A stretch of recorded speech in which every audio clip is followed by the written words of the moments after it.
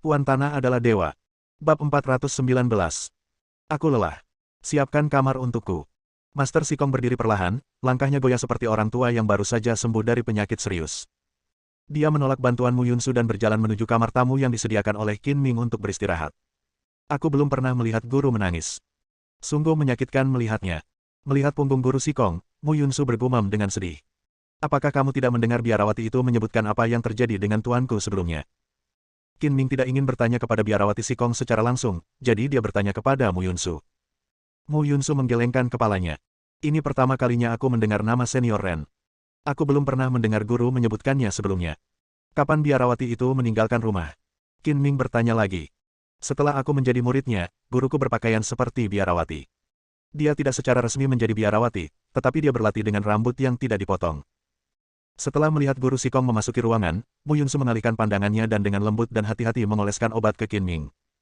Jika Anda menjalankan ajaran Buddha dengan rambut tidak diikat, Anda masih dapat berbicara tentang cinta.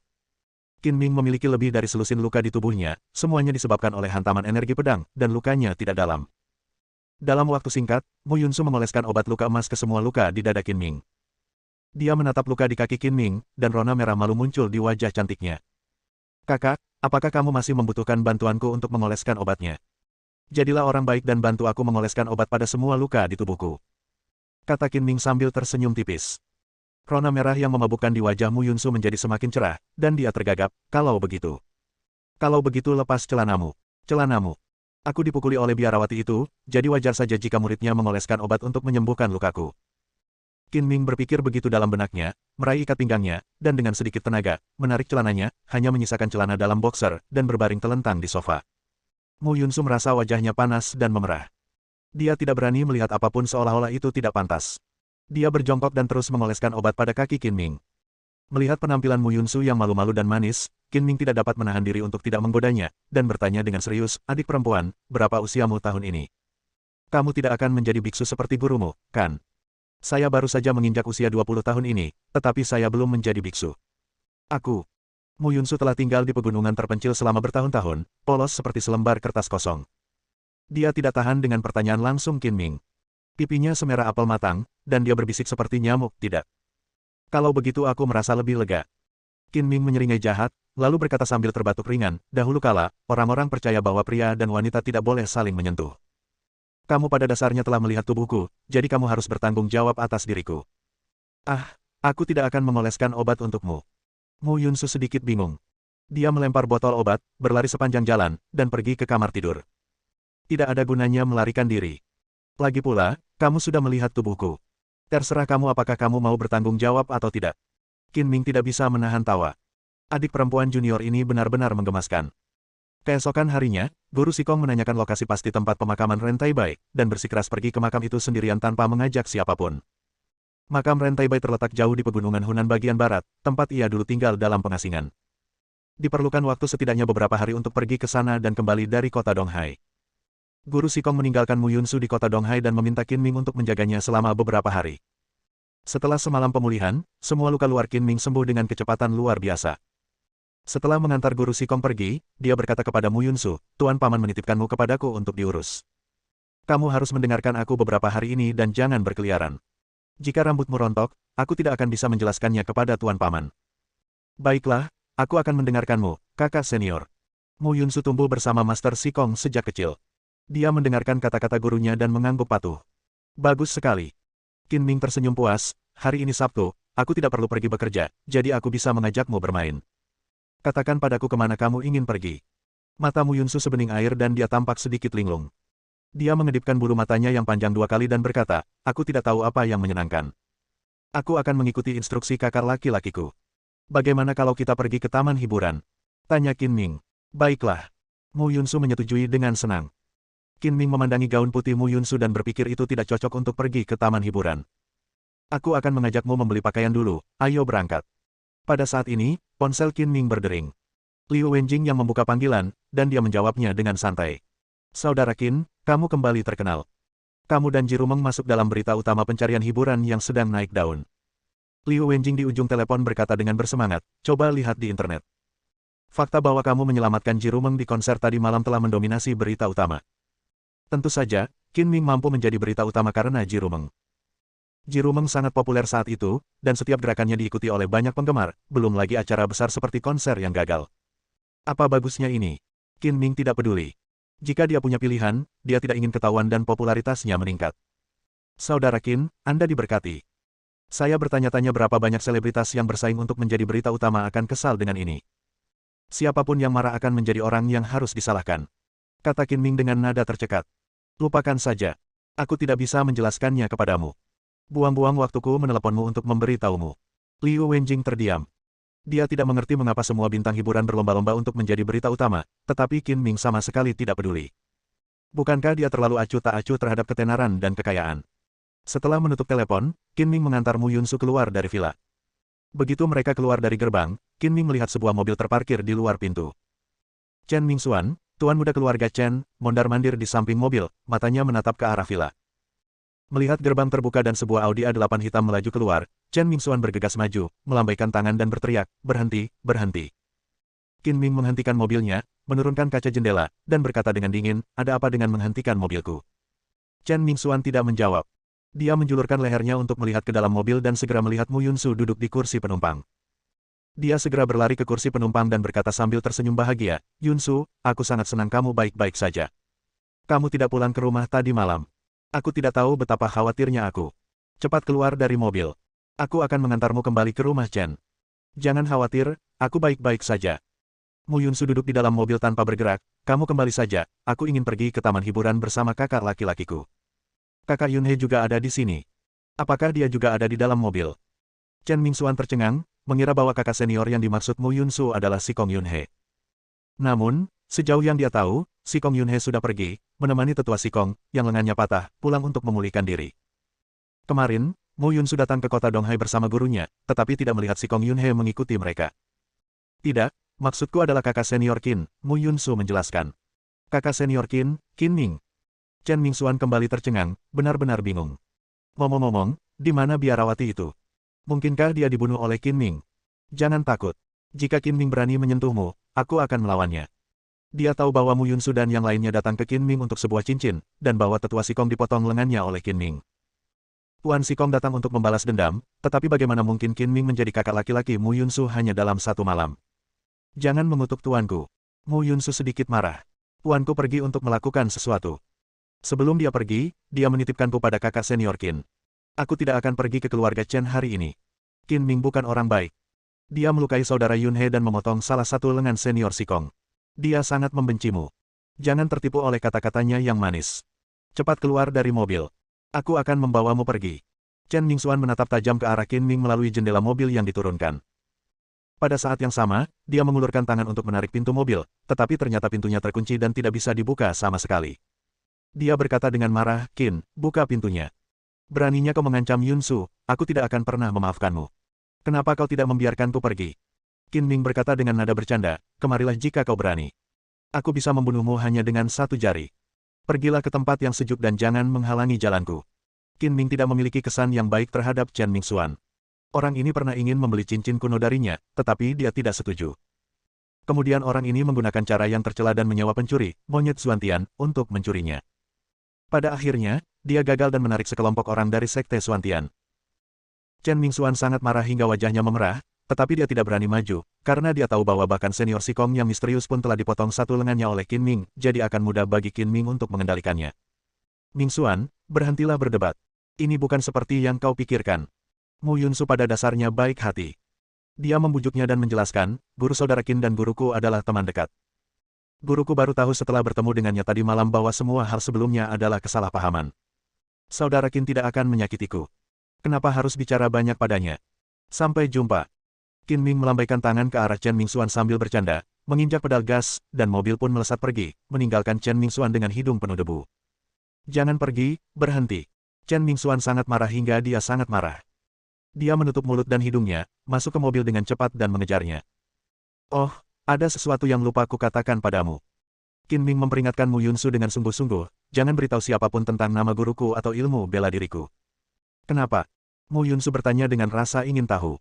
"Jangan tanya kenapa. Pendek kata, selain kamu, aku, dan biarawati itu, tidak ada seorang pun yang boleh tahu tentang ini." Kalau tidak, ini akan sangat merepotkan.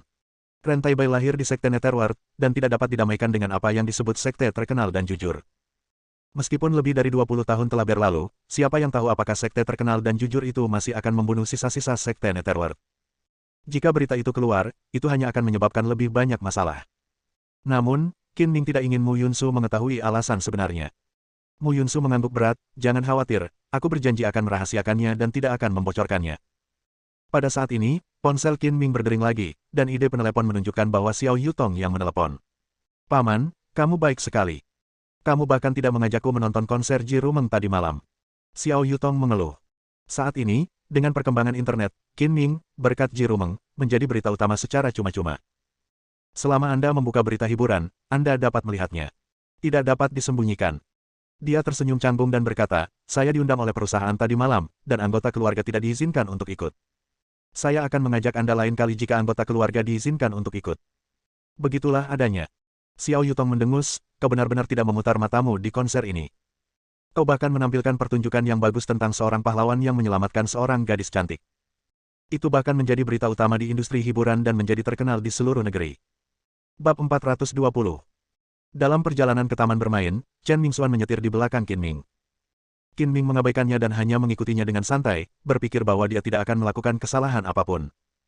Taman bermain yang akan dikunjungi Qin Ming adalah taman bermain yang pernah dikunjunginya bersama Gu Qingyi dan Xialan tak lama setelah penglihatannya pulih.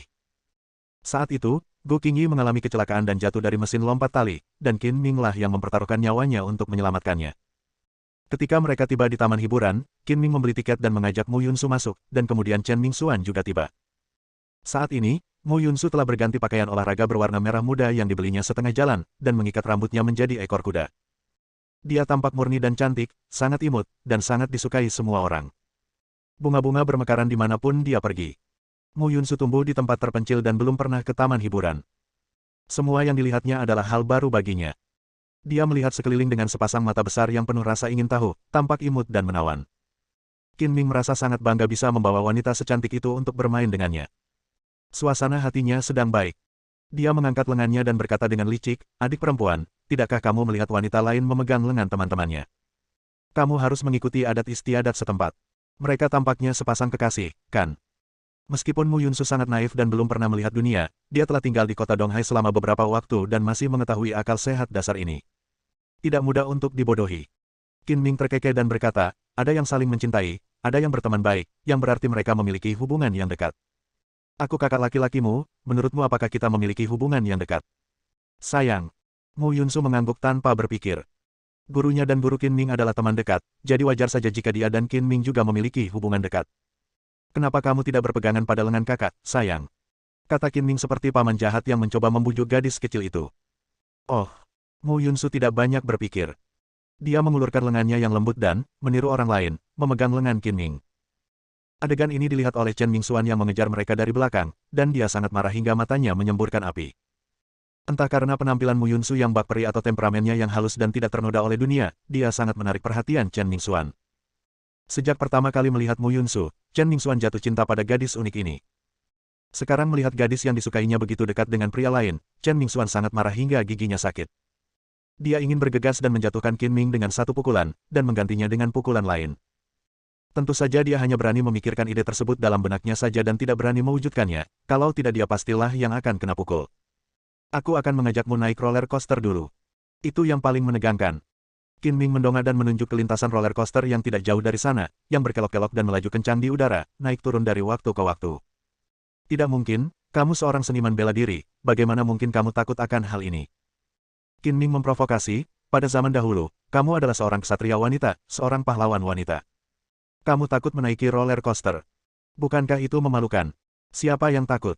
Aku belum pernah duduk di sana sebelumnya, jadi aku tidak tahu apakah itu menyenangkan atau tidak. Mu Yunsu berkata dengan tidak yakin. Sangat menyenangkan dan mendebarkan. Ayo.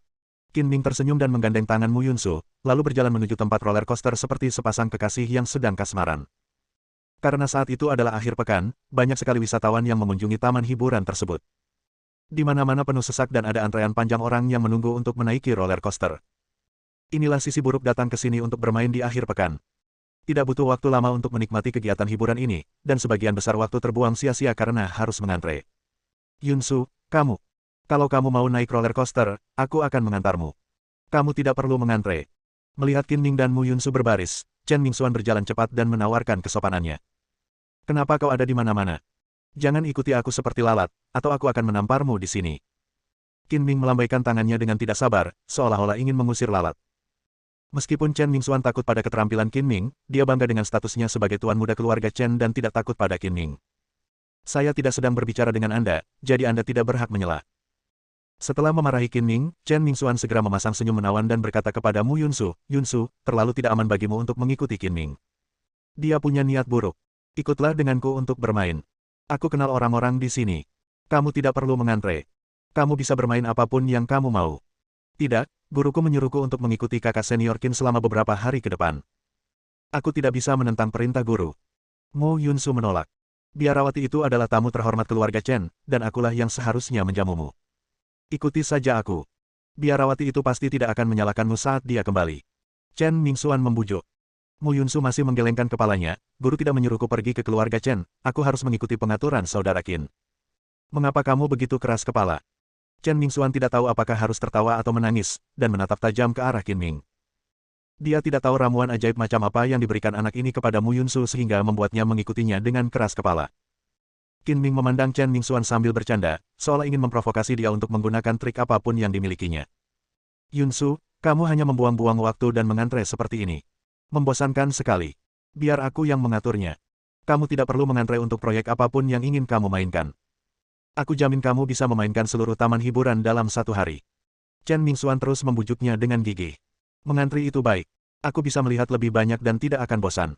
Mu Yunsu berkata dengan polos.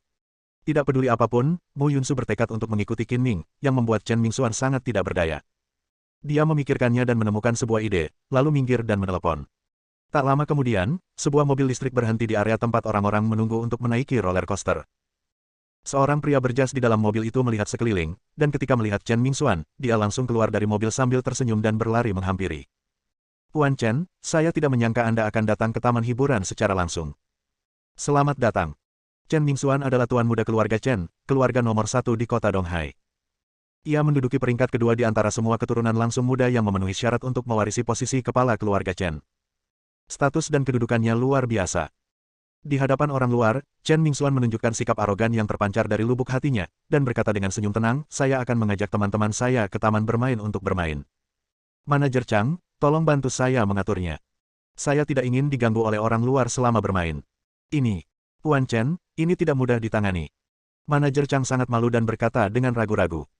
Jika tujuannya hanya untuk mengatur agar Chen Mingxuan menyerobot antrean atau semacamnya, manajer Chang hanya perlu mengucapkan sepatah kata saja. Tetapi ada puluhan ribu orang di taman hiburan itu, dan satu-satunya cara agar tidak mengganggu Chen Mingxuan adalah mengusir mereka semua, yang tidak berani dia setujui. Mengapa sulit? Wajah Chen Mingxuan menjadi gelap. Dia bermaksud menunjukkan kemampuannya di depan Mu Yunsu, tetapi ditolak oleh manajer Chang, yang membuatnya kehilangan muka. Proyek hiburan mana yang sebaiknya kita mainkan tanpa melibatkan orang lain? Kita bisa bermain sendiri. Kamu tidak bisa melakukan itu. Maaf sekali, saya salah paham dengan maksud Tuan Chen. Saya pikir Anda ingin membersihkan tempat ini. Anda ingin bermain sendiri. Ini masalah kecil, serahkan saja pada saya. Manajer Chang buru-buru berkata sambil tersenyum.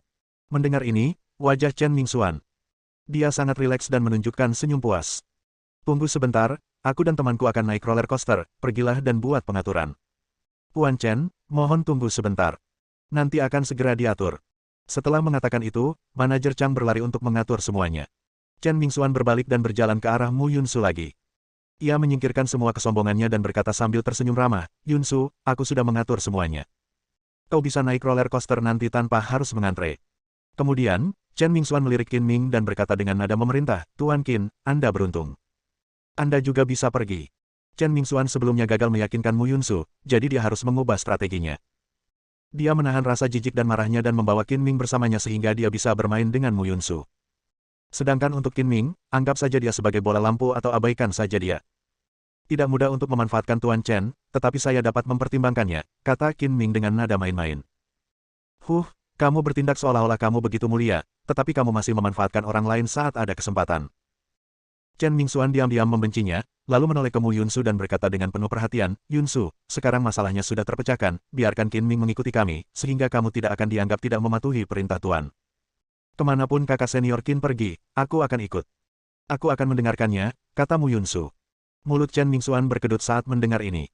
Dasar gadis keras kepala, tidakkah kau tahu bagaimana beradaptasi? Pada saat ini, manajer Chang kembali, mengangguk dan membungkuk, dan berkata dengan senyum menyanjung, Tuan Chen, semuanya sudah diatur, silakan masuk. Yunsu, lihatlah aku sudah mengatur semuanya, ayo pergi. Chen Mingxuan dengan sopan memberi isyarat mengundang dan berkata sambil tersenyum. Mu Yunsu memandang Qin Ming, dan ketika dia melihat Qin Ming mengangguk, dia berjalan menuju pintu masuk roller coaster. Apa yang terjadi? Kita sudah menunggu selama setengah jam, dan akhirnya giliran kita tiba. Mengapa kita tidak diizinkan masuk? Mengapa kalian melarang kami masuk? Apakah ada peraturan di taman bermain itu? Demi memberikan prioritas kepada Chen Mingxuan, staf memblokir semua turis yang hendak memasuki tempat tersebut. Hal ini membuat para turis sangat tidak puas. Maaf, itu perintah pimpinan kami dan kami tidak bisa berbuat apa-apa. Mohon tunggu sebentar, jelas staf itu dengan malu. Puan Chen, silakan. Manajer Chang secara pribadi menemaninya, memimpin jalan, dan sangat penuh perhatian. Namun, ketika mereka sampai di pintu masuk, Qin Ming berhenti, dan Mu Yunsu juga berhenti. Yunsu, mengapa kamu tidak pergi? Tanya Chen Mingxuan. Menyerobot antrean adalah perilaku yang tidak bermoral. Orang-orang seperti kami yang menaati etika publik tidak akan melakukan hal yang tidak bermoral seperti itu. Puan Chen, silakan duduk sendiri. Kami tidak akan bergaul dengan Anda. Kami tidak boleh kehilangan muka. Qin Ming bercanda, dan mundur bersama Mu Yunsu, menutup pintu kecil di pintu masuk. Sialan, kau mempermainkanku dan memarahiku secara tidak langsung. Wajah Chen Mingxuan memerah dan pucat, dia begitu marah hingga murka. Puan Chen, silakan duduk. Manajer Chang, yang memimpin jalan, sudah berjalan ke roller coaster. Dia berbalik dan menyadari ada yang tidak beres. Mengapa hanya Chen Mingxuan yang tersisa? Apa yang masih kau duduki? Chen Mingxuan sangat kesal dan berjalan keluar dengan marah lagi. Setelah mempermainkan Chen Mingxuan, Qin Ming tertawa terbahak-bahak dan mengajak Mu Yunsu mengantre lagi. Dia masih punya banyak waktu. Chen Mingxuan melotot ke arah Qin Ming yang sedang bersorak gembira, dengan wajah memerah. Beraninya kau menggodaku di depan umum. Kita lihat saja nanti. Aku akan membuatmu membayarnya. Bersambung.